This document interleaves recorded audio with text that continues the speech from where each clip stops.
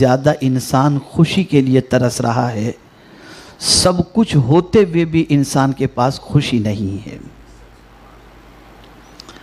اب غلطی کہاں پر ہوئی؟ انسان نے جس چیز میں خوشی تلاش کرنا شروع کی۔ جی ہاں دوستو، کیسے ہیں؟ امید ہے جو آپ لوگ اچھے سے ہوں گے، خیریت سے ہوں گے۔ جی ہاں دوستو، تو آپ کے لیے میں ایک نیکسٹ ویڈیو لے کر آ چکا ہوں۔ اس ویڈیو میں بہت چیز نالجبل بات آپ کو جانکاری ہونے والا ہے۔ جی ہاں دوستو، اس ویڈیو کو آپ بالکل اسکپ مت کیجیے گا۔ دنیا کا ہر انسان ایک خوشی کے لیے کیا کچھ نہیں کرتا ہے۔ ہر انسان اپنی زندگی میں ایک خوشی اور سکون کے لیے کیا کچھ نہیں کرتا ہے، اور اس کا ایک ہی چیز ماننا ہے، جو زندگی میں اگر سکون اور اگر خوشی چاہیے تو سب سے پہلے پیسہ کماؤ۔ جی ہاں دوستو، لیکن اگر پیسہ سے انسان کو سکون اور خوشی ملتا تو پھر جس کے پاس پیسہ ہے وہ کیوں پریشان ہے، اس کی زندگی میں کیوں نہیں خوشی ہے؟ تو یہی چیز ہم اس ویڈیو میں جانیں گے۔ یہ مولانا صاحب سے اللہ اس کا رسول کا کیا فرمان ہے، اگر انسان کو زندگی میں اگر خوشی اور سکون چاہیے تو کیا ایسا کام ہے جو انسان کو کرنا چاہیے۔ تو آئیے ہم پہلے اس ویڈیو میں سنتے ہیں مولانا صاحب کی زبانیں، حدیث اور قرآن کی روشنی میں مولانا صاحب کیا کچھ بتاتے ہیں انسان کو زندگی میں سکون کے لیے۔ تو جی ہاں دوستو، چینل پہ نہیں تو پلیز سبسکرائب کر لیجئے گا اور بیل آئیکن بٹن کو بھی دبا لیجئے گا، کیونکہ میں اسی طریقے کا ویڈیو لاتے رہتا ہوں۔ تو آئیے ہم پہلے آپ کو ویڈیو دکھاتا ہوں۔ اس ویڈیو کو آپ بالکل اسکپ مت کیجیے گا، اور دوسروں کے پاس زیادہ سے زیادہ لوگوں کے پاس شیئر کیجیے، تاکہ وہ بھی جو اس چیز کا شکار ہو رہا ہے زندگی میں سکون اور خوشی کے لیے، جو بے چین بے قرار ہو رہا ہے، اس کو بھی اس چیز کی جانکاری ہو جائے۔ جی ہاں دوستو، تو آئیے ہم پہلے آپ کو یہ ویڈیو دکھا دیتے ہیں۔ بائی واک نکلا، اب ایک گاڑی تیز رفتار آ رہی تھی اور وہ بندہ اس کی چپیٹ میں آ جاتا، لیکن اس ڈرائیور نے اپنی گاڑی کو سنبھالا اور اس آدمی کو بچا لیا، اور ٹھوکر سے وہ انسان بچ گیا۔ اب اگر نیگیٹو تھنکنگ ہے تو وہ دن بھر منہ لٹکائے بیٹھے گا، میں مر جاتا تو میرے بچوں کا کیا ہوتا، میں مر جاتا تو میری بیوی کا کیا ہوتا، میں مر جاتا تو میرے کاروبار کا کیا ہوتا۔ یہ نیگیٹو تھنکنگ ہے۔ اب یہ تھنکنگ کی وجہ سے پورا دن اس کا چہرہ اترا ہوا رہے گا، اس کے چہرے پر خوشی نہیں رہے گی۔ لیکن اگر پازیٹیو تھنکنگ ہے اور وہ یہ سوچے اللہ نے مجھے بچا لیا، میری ماں کی دعا کی وجہ سے بچا لیا ہوگا، کوئی نیکی کی وجہ سے بچا لیا، تو جس رب نے آج اتنے بڑے حادثے سے بچا لیا، مجھے امید ہے آگے بھی وہ بچا لے گا، اس کا پورا دن خوشی سے گزرتا ہوا دکھائی دے گا۔ نیگیٹو تھنکنگ انسان کی خوشی کو کھینچ لیتی ہے۔ نیگیٹو تھنکنگ انسان کی زندگی میں خوشی کو آنے نہیں دیتی، اور انسان ہمیشہ غمگین نظر آتا ہے۔ اور یہی انسان جو آج گاڑی کی چپیٹ میں آنے سے بچ گیا، وہ انسان پھر باہر نکلنے کے لیے ڈرتا ہے، کل میں نکلوں گا پھر کوئی شراب پیا ہوا آدمی مجھ پر گاڑی چڑھا دے گا تو کیا ہوگا۔ بس یہ ساری چیزیں شروع ہو جاتی ہیں اور اس کی زندگی کے اندر کڑن شروع ہو جاتی ہے۔ اب آپ دیکھیے پازیٹیو تھنکنگ کا بینیفٹ کیا ہے۔ اگر کسی انسان کی سوچ پازیٹیو ہو جائے، مثبت ہو جائے، تو اس کا فائدہ صرف دنیا ہی میں نظر نہیں آتا، آخرت میں بھی اس کا فائدہ نظر آتا۔ جیسے آپ کی طبیعت اور سوچ کیسے بدل سکتی ہے۔ اگر آپ فیلئر بھی ہیں اور کوئی اگر آپ سے کہے کیسے بیت رہی ہے، تو آپ یہ کہیں بھئی امتحان سے گزر رہا ہوں، دعا کرو اللہ مجھے کامیابی عطا فرما دے۔ یہ ہے پازیٹیو تھنکنگ۔ اس سے نہ رب ناراض ہوگا، نہ آپ کی طبیعت کے اندر وہ رہے گا، بلکہ اس پازیٹیو تھنکنگ اور سینٹنس کی وجہ سے اللہ عز و جل کی خوشی بھی حاصل ہوگی، اور پروردگار جل جلالہ اس پازیٹیو سوچ کی بنیاد پر آپ کو خوشی سے مالا مال کر دے گا۔ آئیے دوسری چیز کی طرف چلیں، لیٹ گو کرنے کی عادت، معاف کرنے کی۔ جس کسی کے اندر معاف کرنے کی عادت ہوتی ہے وہ ٹینشن میں کم رہتا ہے، وہ خوش زیادہ رہتا ہے۔ آپ کو اگر کسی سے بدلہ لینا ہے تو رات کو نیند نہیں آئے گی، پلاننگ بنائیں گے نا آپ کیسے اس کو گرانا ہے۔ آج کل تو راتوں رات کیا کیا ہو جاتا ہے آپ لوگوں کو سب معلوم ہے۔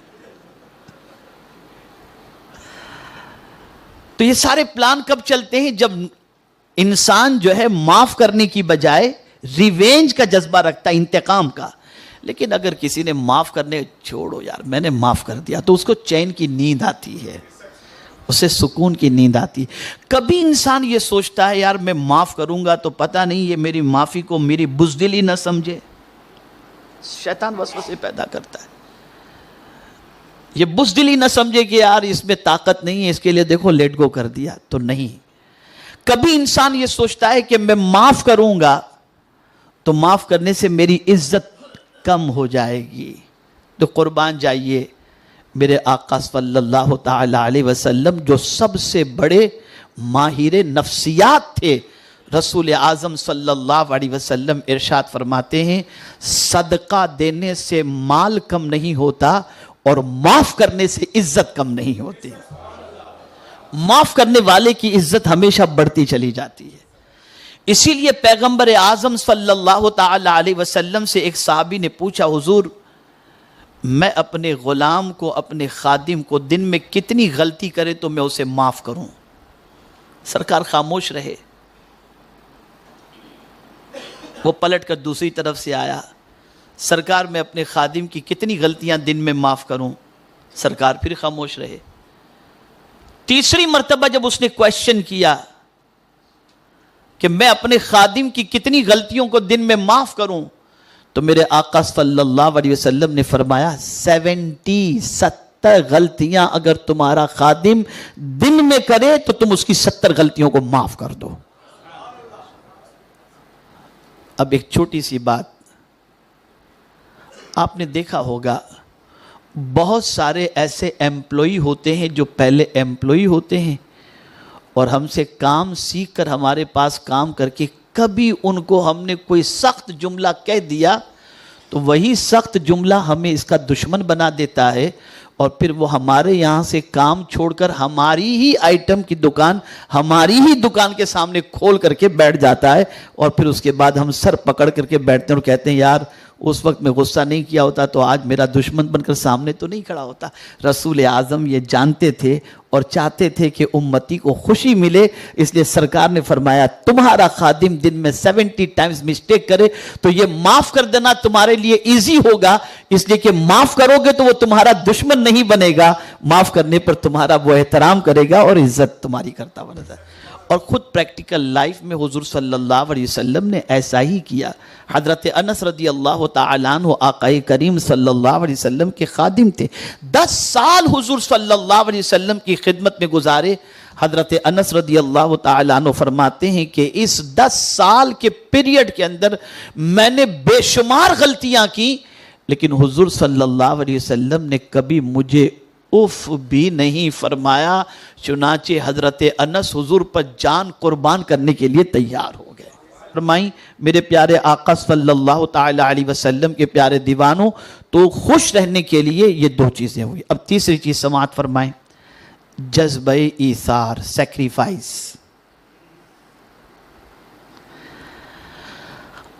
اس وقت پوری دنیا کے اندر ٹیکنالوجی کے سلسلے میں اگر آپ دیکھیں تو ویسٹرن ورلڈ کا جواب نہیں۔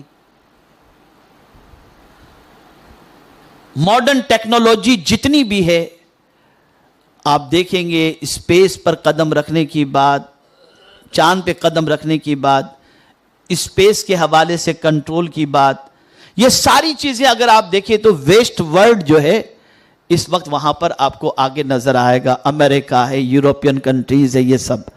لیکن یہ بات میری ذہن کے اندر محفوظ کر لیجئے کہ سب سے زیادہ سوسائڈ کرنے والے اور سب سے زیادہ ڈپریشن میں اگر دنیا میں کہیں کے لوگ آپ کو نظر آئیں گے تو یہ وہیں کے لوگ آپ کو نظر آئیں گے۔ تو سوال یہ پیدا ہوتا ہے، طاقت ان کے پاس ہے، پیسہ ان کے پاس ہے، اقتدار ان کے پاس ہے، سب کچھ ان کے پاس ہے، لیونگ اسٹینڈرڈ ان کا ہائی ہے کہ آپ اگر امریکہ اور یورپین کنٹریز میں جائیں تو قبرستان میں جانے کے بعد بھی آپ کو ٹینشن نہیں رہے گا. آپ قبرستان دیکھیں گے تو گارڈن آپ کو نظر آئے گا. میں کبھی کبھی جاتا ہوں وہاں جانے کے بعد تو قبرستان کو دیکھیں گے تو آپ کو لگے گا جیسے گارڈن کے اندر لوگ سو رہے ہیں. لیکن سب سے زیادہ ڈپریشن کے شکار وہاں پر لوگ آپ کو نظر آئیں گے. سب سے زیادہ اپسیٹ لوگ وہاں پر آپ کو نظر آئیں گے. سب سے زیادہ پریشانی میں لوگ آپ کو وہاں نظر آئیں گے. یہ بہت اچھی طرح سے یاد رکھیے گا. بہت ساری چیزیں ہم نے ویسٹ ورلڈ کی اپنائی ہیں اور یہ چیز بھی ہم اپنا رہے ہیں ان کی, جس کی وجہ سے ہم آج پریشان ہیں. وہ کیا چیز ہے؟ سیکریفائس کی بجائے سیلفش بن جانا, خود غرضی, اپنی ہی فکر, اپنا ہی فائدہ. جب یہ کسی انسان کی زندگی کے اندر داخل ہو جائے وہ بندہ خوشی سے محروم ہو جاتا ہے. سیلفش بننے کی وجہ سے انسان کو خوشی نہیں ملتی, سیکریفائس کی وجہ سے انسان کو خوشی ملتی ہے. اسے ہمیشہ کے لیے ذہن میں محفوظ کر لو. خود بھوکے رہ کر اوروں کو کھلانے میں جو مزہ ہے وہ پیٹ بھر کر کے کھانے میں مزہ نہیں ہے. میں آپ کو اگزامپل کے طور پہ بتاؤں, آپ کے دسترخوان پر قیمتی غذائیں موجود ہیں, آپ کے دسترخوان پر انواع و اقسام کی چیزیں موجود ہیں, اور یہ سب چیزیں آپ کے دسترخوان پر ہیں, اور بھوک بھی آپ کو شدید لگی ہے. ایسی بھوک لگی ہے کہ آپ کو بھوک کی وجہ سے یہ ساری چیزیں کھانے کا جذبہ ہو رہا ہے کہ میں جلدی سے اسے کھا لوں. لیکن اتنے میں دروازے پر کوئی دستک دیتا ہے اور کہتا ہے میں بھوکا ہوں, اللہ کے نام پہ مجھے کچھ دو. آپ نے سارا کھانا اٹھایا اور سب کچھ اٹھا کر کے اس بھوکے کو دے دیا. بھوکے نے لیا اور دیکھ کر کے خوشی کی اس کی انتہا نہ رہی, اور اس نے کھانا شروع کیا اور دعائیں دینا شروع کیا. اللہ آپ کو سلامت رکھے, آپ کی اولاد کو سلامت رکھے, آپ کے کاروبار میں برکت عطا فرمائے, آپ کی بیماریوں کو دور فرمائے. یہ دعائیں اس نے دینا آپ کو شروع کر دیں. تو میں آپ کو یقین کے ساتھ کہتا ہوں جو کھا کر آپ کو سکون ملنے والا تھا وہ سکون آپ کو اتنا نہیں ملتا جو کھلا کر کے آپ کو سکون مل رہا ہے, جو کھلا کر آپ کو سکون مل رہا ہے. اس لیے کہ سیکریفائز کے اندر اللہ عز و جل نے سکون رکھا ہے. سیکریفائز میں یہ وجہ تھی.